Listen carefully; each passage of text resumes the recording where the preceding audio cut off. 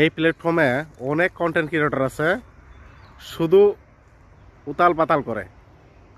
আমি দেখেছি অনেক কন্টেন্ট ক্রিয়েটর এটার ইস্যু সেটার ইস্যু, মানে অনেক ধরনের ইস্যু তাদের আইডিতে। আর এই সব কী কারণে হয় জানেন প্রিয় বন্ধুগণ? আমি আপনাদের মাঝে এরকম একটা ভিডিও নিয়ে আসলাম। অনেক বন্ধুরা আছে কিচ্ছু জানে না, ফেসবুকে কাজ করে, আর তাদের কোনো গাইডলাইন না মানার কারণে এই সব ধরনের ইস্যু আসে।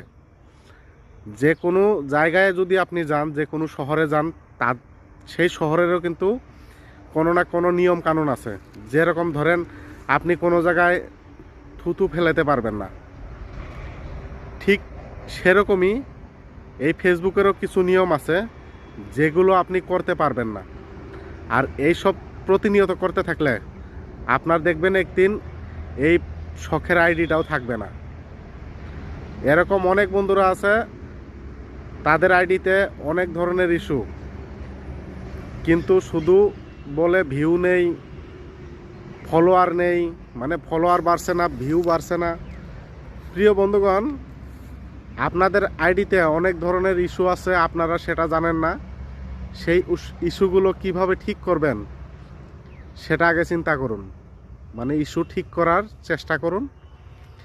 আর নিয়ম কানুন মেনে কাজ করবেন, কারণ ফেসবুকেরও কিছু নিয়ম কানুন আছে, কিছু গাইডলাইন আছে। আপনি কমিউনিটি স্ট্যান্ডার্ডসে গেলে অবশ্যই বুঝতে পারবেন, আর সেখানে কিন্তু ইংলিশে লেখা থাকে।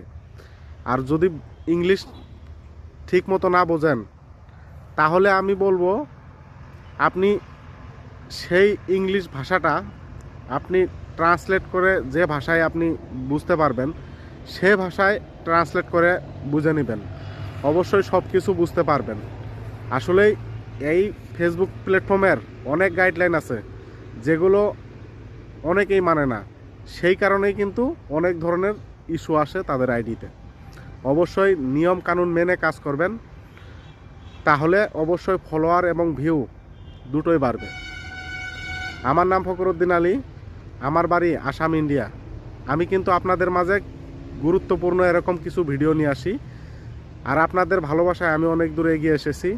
আশা করছি ভিডিওটি সবাই শেয়ার করবেন, সবাইকে জানার সুযোগ করে দিবেন, সবাইকে দেখার সুযোগ করে দিবেন, যাতে এই ভিডিওটা দেখে অনেকেই জানতে পারে যে কি করলে, মানে কি করলে আপনারা ইস্যু আসবে না।